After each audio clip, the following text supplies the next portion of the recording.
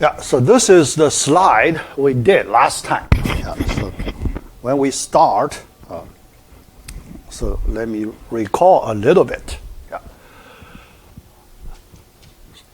So this Frobenius method. Yeah. So we call it extended power series method. Yeah. So we need to do some, special treatment to predict the structure of the power series. Yeah. So based on our understanding, if our prediction is good, then we can make our computation, not very messy. Yeah. So we try to, from the structure point of view, we try to make it right. All right. So the main modification, so extend, you have to do some modification. The main modification is this x to the r. So this small extra power function factor to be used. So where this special factor is used, there are three cases we need to consider. So today we look at these three cases. Yeah. All right. Yeah. So today, for this part, I want to explain the process. Yeah. For the computation part, I like to skip. Yeah. Computation, we rely on computation software to complete the tedious work. Yeah. So that part, I want to save some time. Yeah. All right. So when we look at the theorem number 2, we will go through those three cases. Yeah. All right. Next. So let's let me turn on. Yeah. All right. Yeah. So here, still the slide. Yeah. All right. The first thing we need to do, we need to figure out this little r exponent number. Yeah. To be determined. Yeah. So we need a special step to determine that little r exponent number. Yeah. So how to determine it? Yeah. So here there is a special equation we need to solve. So this initial equation. Yeah. Yeah. Remember, before this point, we use some auxiliary equation we call a characteristic equation, right? Yeah. So we calculate roots of characteristic equation. Yeah. Here we have the similar situation. We need to solve an auxiliary equation first. Yeah. But we have to use a different name. Yeah. Because our situation is different. Yeah. So here we call it initial equation. Yeah. What's that? Yeah. All right. So our second order ODE, so usually we have these two forms. Yeah. All right. Yeah. But we treat the first form as the standard form. So when we work, so we like to use the first form as a standard form. All right. Then the solution form. Yeah. So this is our guess of the solution form. Yeah. So we want to see if we take this special solution form.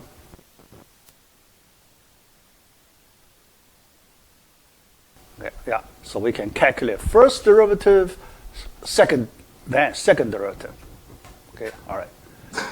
Yeah. All right. A lot of calculation. Yeah.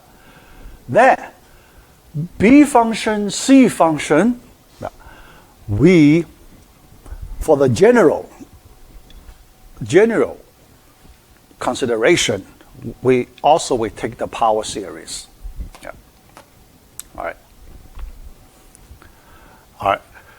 So then we can, do the multiplication. Yeah. Then we compare first we combine the like terms, right? Yeah, the like terms. All right. Yeah. Yeah, so this equation, before we combine the like term, this we just plug in, okay? Yeah. Then, but when we compare the coefficients of all the terms, yeah, the first one, the coefficient of the, the constant term, yeah, the first one must be 0. Yeah. Yeah. So this is the first condition we need in order to have a solution for this ODE. So this first equation, so we call this initial equation. Because in this equation, B0 known, C0, A0 all known, yeah, so the R must satisfy this quadratic equation. Yeah. So we need to solve this quadratic equation for little r. Yeah. So that's very easy. Yeah. All right. So based on the roots of this quadratic equation, yeah, so we divide it into 3 cases. Case 1, the simplest case. Yeah. Distinct roots, not differing by an integer. R1, R2. Yeah. R1, R2, 2 different roots. Okay? Yeah. The difference between R1, R2 is not an integer. Okay? Yeah. 1, 2, 3. Yeah. 1, 2, 3. Here we do not include the 0. Yeah. Because 0, that's the double root. Double root, that's the case 2. Yeah. So case 1 is the simplest case. Yeah. Case 1. All right. Then case 2, double root. Yeah. Case 3. Yeah. Yeah. Case 3. Yeah. So you can see the remaining part that belongs to case 3. Remaining part, you have distinct 2 roots. And the difference between the 2 roots, integer. Okay? Integer 1, 2, 3, non-zero integer. Yeah. Roots differing by integer 1, 2, 3, and so on. Yeah. Yeah. So these 3 cases, yeah, covering all the possibilities. Yeah. All right. Let's look at it one by one. Yeah. Case 1, the simplest. Yeah. Very straightforward. Yeah. Yeah. Just computation. Yeah. Regular computation. All right. Frobenius method. Let's look at case 1, calculation. Case 1, here you can see 2 possible solutions, y1, y2. Yeah. X to the r1, yeah. So here you have the known factor. Yeah. So then you just, do the derivatives. Then you compare the coefficients of the corresponding terms. Yeah. So you can find a solution y1, y2. Yeah. So no special treatment needed, yeah, for this simple case. Yeah. All right. Yeah, still, the standard case. Yeah. Here, yeah, equation number 3. So I copy it, put it here. Yeah. So that's you plug in. So you need to do calculation. Yeah. Yeah. So here we, if we really need to do the calculation, so we may take first a few terms. But we need to enter the, Wolfram alpha, patiently. Yeah. All right. So then we get the coefficients, and we can also ask Wolfram alpha to solve the linear equations. Yeah. Yeah. But for the calculation. Yeah. All right. Then we look at the case 2. Yeah. For case 2. Double root this time. Yeah. So the first one, yeah, the simple, yeah. So x to the r, that factor, yeah. So you do the same thing as before, but the y2, you need to change the structure slightly, okay? So the structure of y2 solution, y1 times natural log of x, then plus another x to the r times, but the coefficients should be different. Capital A1, capital A2. Yeah. All right. That's the case 2. Yeah. Yeah. And the calculation, it is not too bad. You can see the calculation. Yeah. We still we rely on Wolfram alpha, but the calculation we can handle. Yeah. All right. But the case 3, that's the most complicated case of the 3. Yeah. So here we have the structure description. Yeah. So description here, but in the calculation, so you will see something uncertain you need to handle. Yeah. Y1, simple. Yeah. So Y1, we, the same way we calculate for all 3 cases. You can see the Y1 solution for all 3 cases. Yeah. We do the same thing in calculation. Yeah. The main difference is at a Y2 calculation. Yeah. All right. Here, the Y2 structure. Yeah. All right. The difference, when you compare it with the case 2, yeah, compare with the case 2, the main difference, there is a integer k. Yeah. Yeah. Yeah. So here, when we choose R1, R2, we want R1 value is greater than R2 value. Yeah. To, make it more certain. Yeah. R1, R2. But this k parameter, yeah, should be an integer, but how to determine k? Yeah, the question. How to choose the correct k?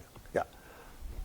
In our textbook, it does not explain how to choose the k. Yeah. So this is the uncertain part. Yeah. Something, yeah. When we need to determine, we need to, so here we know the structure, but if we do not know the k, then it may not be easy. Not like case 2. Case 2, we don't need to do that, right?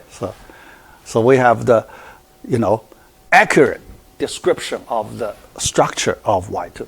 But here, any integer, yeah, could be 0. Yeah, it's possible it could be 0. Yeah, but we don't want to guess, right? 0, 1, 2, 3. Yeah. Yeah, that's not efficient. Yeah. All right. So that's the main drawback for case 3. Yeah. But yeah, the thing is not that bad. Yeah. The thing is not bad because there is another method we can use. We learned before. Yeah. Another method we learned before we can use to calculate the Y2 function. Yeah. Remember in our chapter 2 and in our module 2. Our module 2, we calculate second order ODE. We have one section. We find Y2 if we know Y1, right? Remember? Where if we know Y1, okay, then there is a relatively simple way we can use to find a Y2. Yeah. So here I remind you a little bit. Yeah. Yeah. So if we have that method, so then we don't worry. Yeah. So this case 3, we can, get around it. We do not need to deal with that little k. Yeah. So if y1 is known, yeah. So the first step, yeah. So the regular step, yeah. So we have confidence. Yeah. Then when we calculate y2, we use the structure y2 equals a function to be determined, right? Yeah. Method of variation, remember? Variation is here times y1. Okay? Yeah. So the y2 should have this special structure. Yeah. So then we plug it into the original equation. Yeah. Because y1 can be used to help us cancel some terms, simplify it. Then this u can be calculated, integral some known function. Yeah? So in that way, y2 can be calculated. Yeah. Yeah. Yeah. Because that u, the integral formula for that u is given. Yeah. So we have that formula, the u formula. Yeah. We have the integral formula, then it is just a matter of calculation. Yeah. Although the calculation could be hard, but if there is a formula, we have a method to calculate any integral, right? Yeah. Because even the worst thing, we still have a numerical method to calculate integral. Yeah. Even the worst scenario, we have the numerical methods to calculate the integral. Yeah. So in that way, yeah. So we can solve, the question of that type. Okay. Yeah. Yeah. So in our textbook, two examples given. Yeah. So one case 2 example, one case 3 examples, but both using this method. Okay. Yeah. Both using this method. Yeah. Yeah. Not using the, the one in theorem 2. The suggestion given in the theorem 2. Yeah. Yeah. Yeah. But in those two examples, another reason it is better to use this method of variation. This is the method of variation. Okay, all right. Another reason is because in those two examples, the y1 is very simple. Y1 is calculated using a power series method. Yeah. Still, long power series, many coefficients. But after y1 expression is calculated, it is very easy to identify that y1 function is a simple function. Yeah, just like 1 over 1 minus x. Okay. Although it's a power series, but we can easily identify that power series just this function. Okay. Yeah. Then y1 is a simple function. Then we use this method, we can calculate y2 function easily. Yeah. Yeah. Anyway, yeah. All right. Then in our homework assignment, number 4, I gave you one question. One question. Yeah. So probably the case 2. Yeah. Yeah. Because case 3 too complicated. So I gave you one case 2 question. Yeah. All right. Then in our final, yeah, I'm thinking about final. I may give you one question here. Yeah. Case 2 or case 3. Yeah. So my plan is like this. First, I want to try case 3. Yeah, how hard it is. Yeah. If I can find a reasonable case 3, I try to find a reasonable case 3 example. Not too messy. Yeah. I don't like to give you a very messy question. Yeah. if I can find a reasonable question, not too messy, yeah, so then, yeah, I can give you case 3 question. Yeah. But actually, yeah, later we will see. Case 2, case 3, we can combine, treat it as one case. Yeah. Why?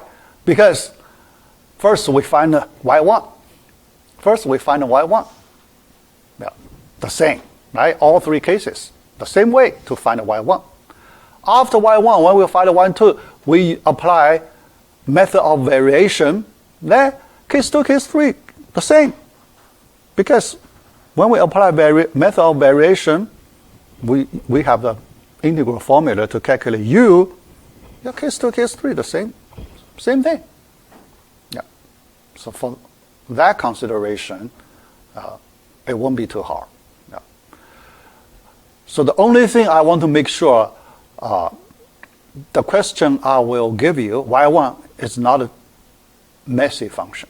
Yeah, y1 is relatively simple. Yeah. Yeah. So in that way, it's not that scary. Yeah, not that scary. Yeah, because some students may feel, so this part very messy. Yeah. One student asked me before, yeah, because some students took ODE course before, yeah, so they already did a similar calculation before. Yeah. All right, so that's the comments for this part. Yeah. Next, we have a few more topics about the still power series, convergence of power series. Yeah, some basic knowledge. So this part mainly for the part A, yeah, concept questions. Yeah, so you will have concept questions, part A. Yeah. All right. Partial sum and the remainder of power series. Yeah. So to study the convergence of a power series, a convenient way is we use partial sum and study the convergence of the sequence functions. Now, partial sum, we treat all the partial sum functions as a sequence of functions. Yeah. All right. Yeah. Yeah. You know, the general version, yeah, we expand the function with x0 as the center, the first form. Second form, the simplest case, x0 equals 0. Yeah. Define nth partial sum. Yeah. So Sn, yeah, nth partial sum. Yeah. All right. Then, remainder. Yeah. So, yeah, remainder. Yeah. All the remaining terms after Sn. Yeah. All right. Yeah. So there we can write the power series as the sum of these two functions. Yeah. All right. The first thing yeah, we want to study. Yeah. All right. When we study, so then we change our view, we study the sequence, partial sum sequence. Yeah. All right.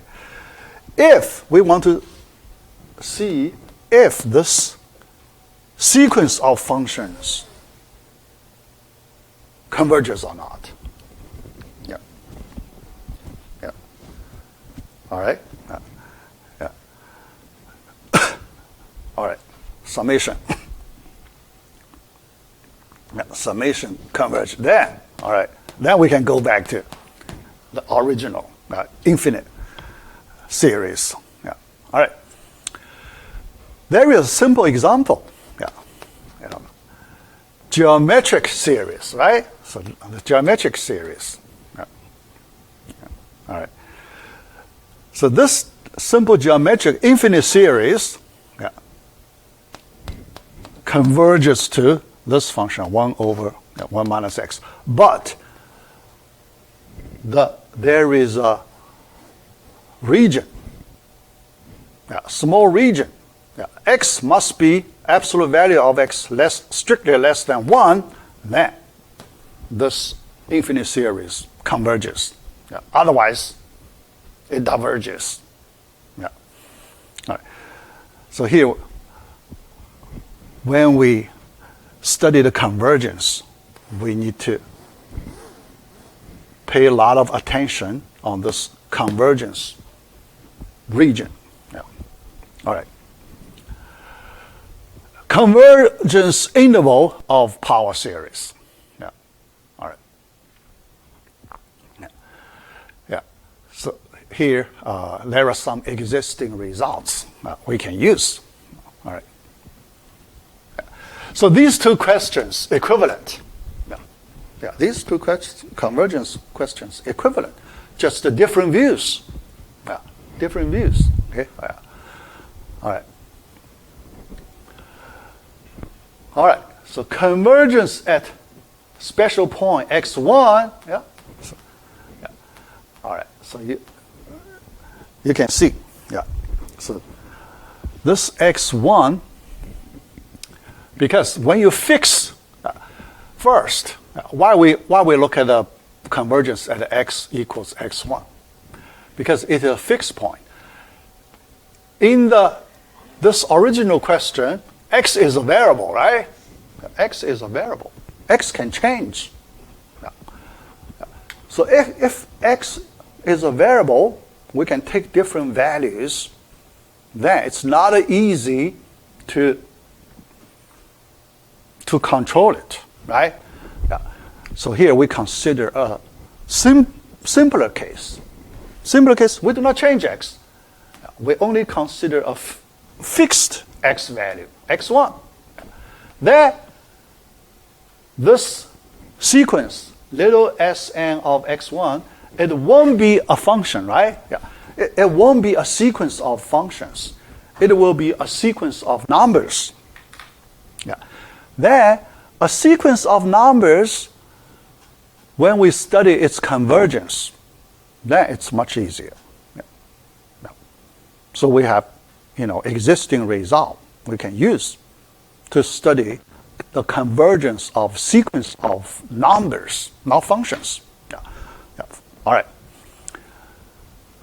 So now we want to see this, S1 equals this. Make sense or not, right? Only when this infinite series is convergent, then it makes sense. It makes sense, right? It makes sense. All right. Radius of convergence. So there is a concept, radius of convergence. That means when you see this radius of convergence, so there is a circle, right? When you talk about radius, so you have a circle to be considered. So you have a center of the circle, then you have a radius of the circle.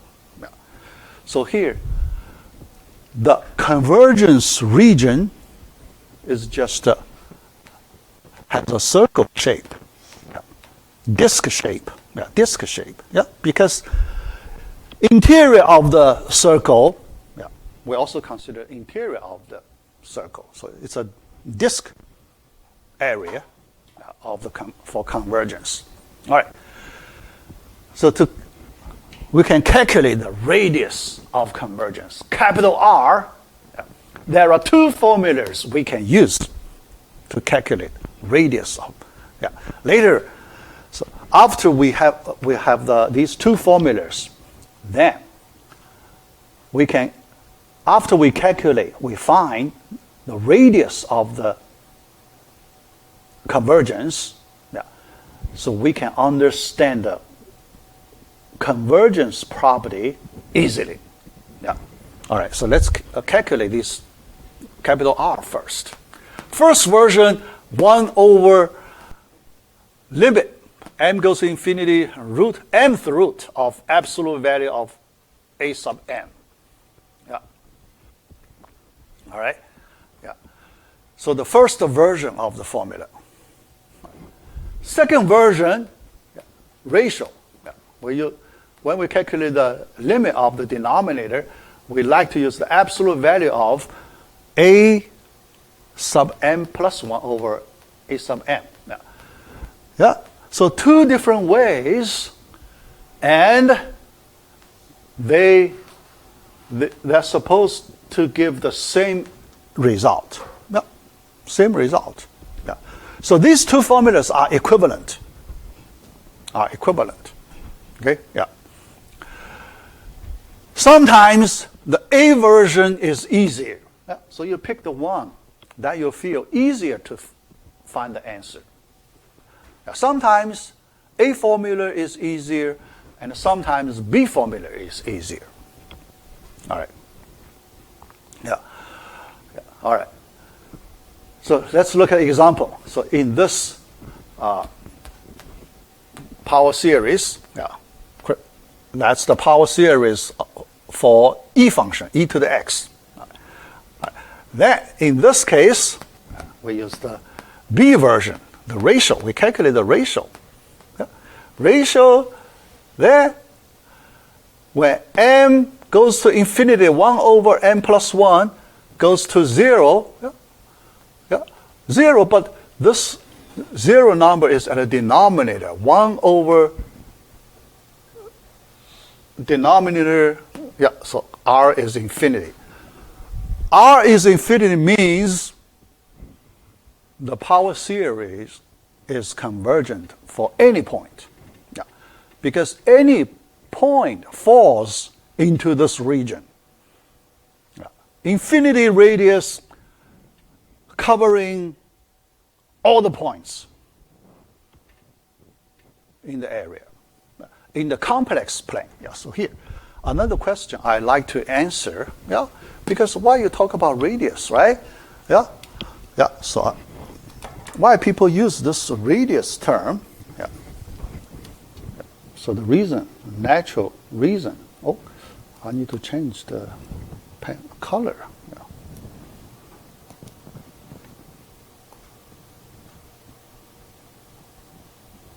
All right, why people keep using the radius term? All right, yeah. X0, okay, yeah. Yeah, because if you just consider interval, yeah, because some places we call convergence interval, yeah, convergence interval, yeah. So you only have one line segment, right? Yeah, you know, so R here, okay, yeah, one line segment, yeah, because here we work on real lines. Yeah? So this x-axis, yeah, corresponds to the whole real line. Yeah. Yeah. But there is a natural extension of this power series. So what's that natural extension? Can we consider, you know, all the points on this plane? This plane is the, you know, complex plane, right? Yeah. So this, when we look at this power series, infinite series, can we take the x value here as a complex number? Yes, we can. No. We can include all the complex values for x variable. Okay? Yeah.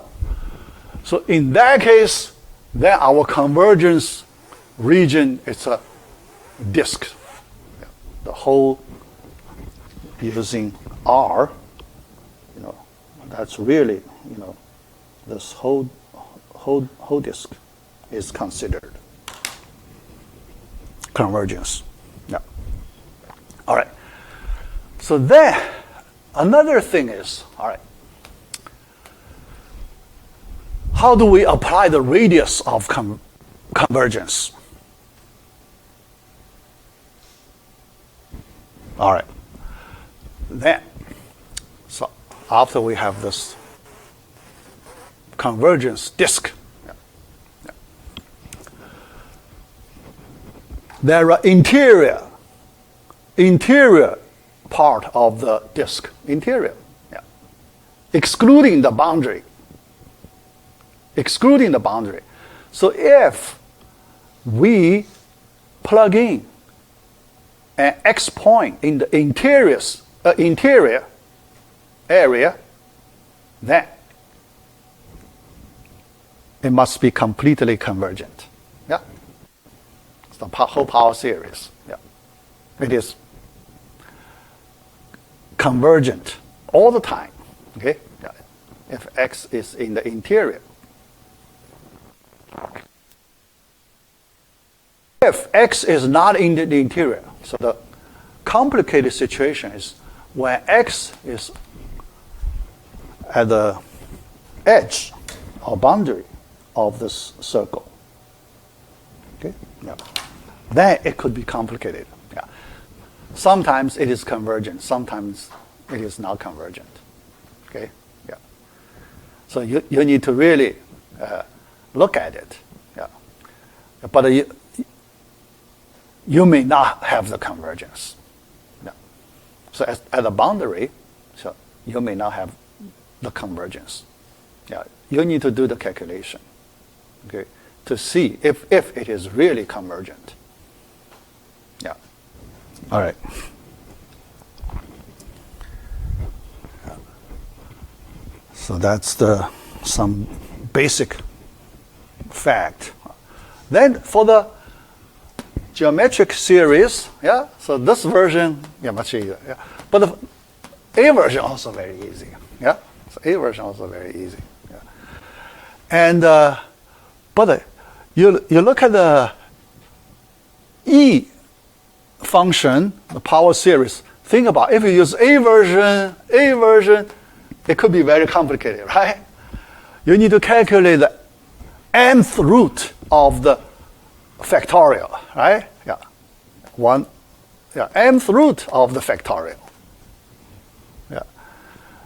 So that may not be very easy to calculate, right? Yeah. So you can see, yeah. Sometimes one version is easier than the other.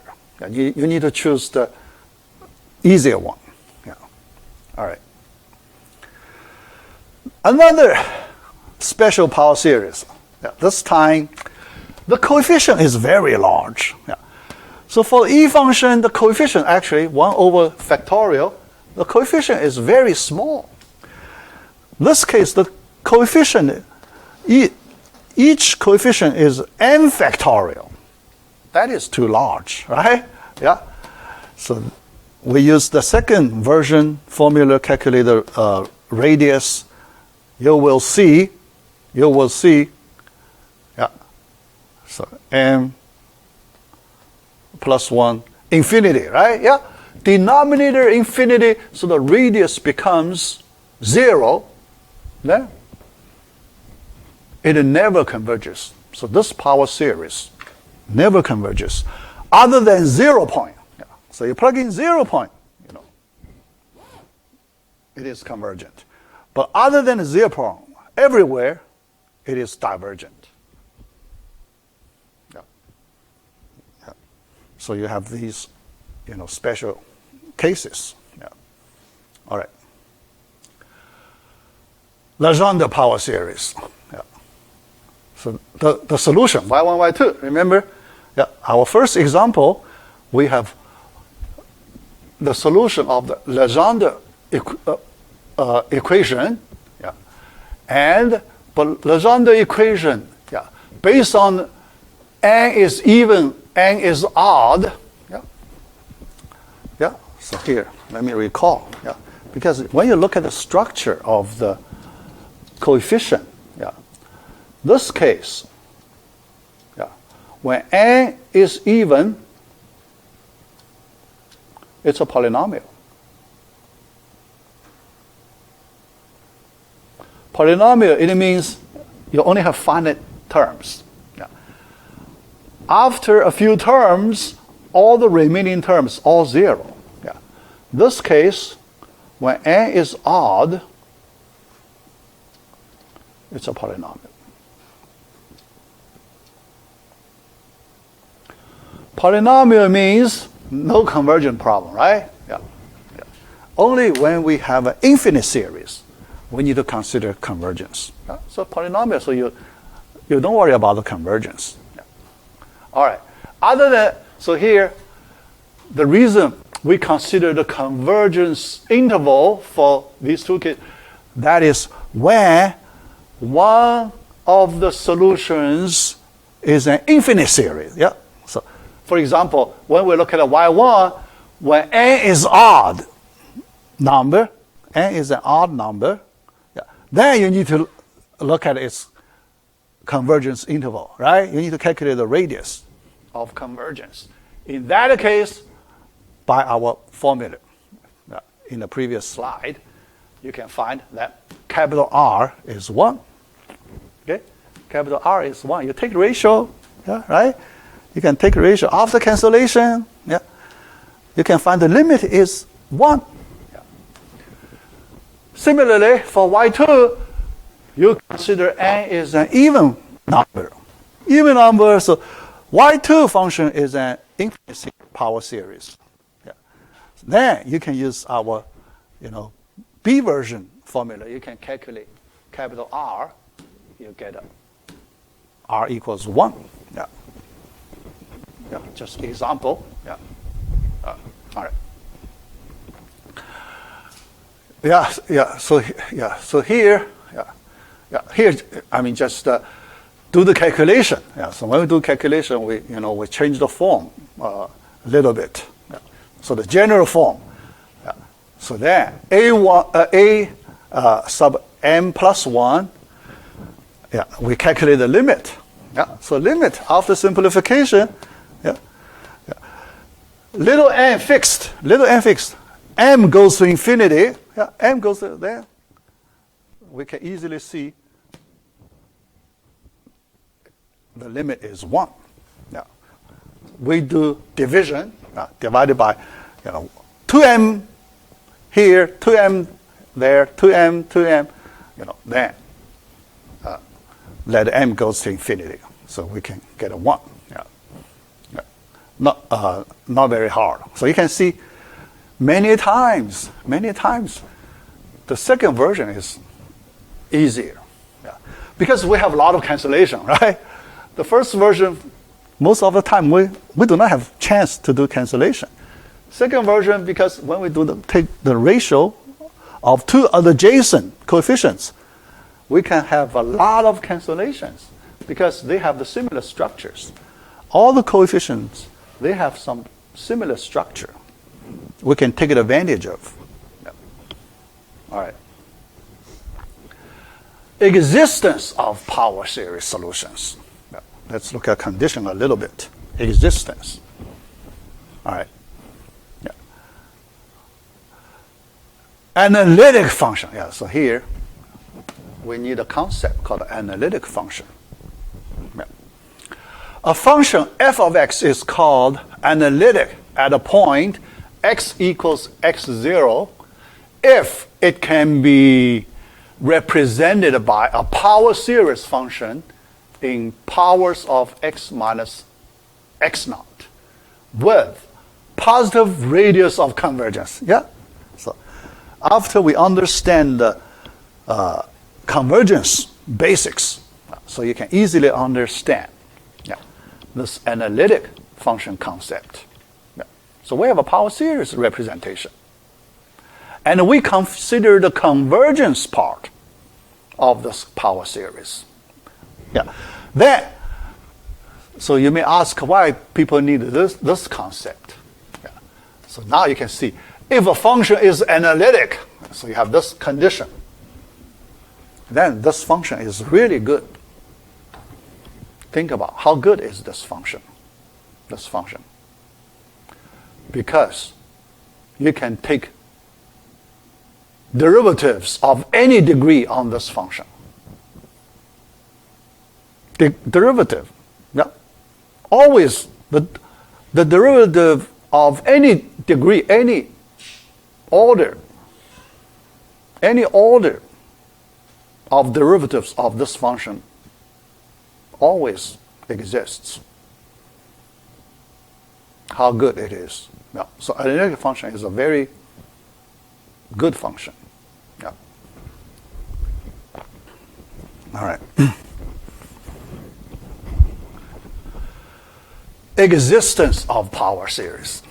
If Q, PQ, yeah, so in this standard second order ODE are analytic at one point, then every solution of 12 is analytic at this point, and it can thus be represented by a power series of powers with radius strictly greater than 0.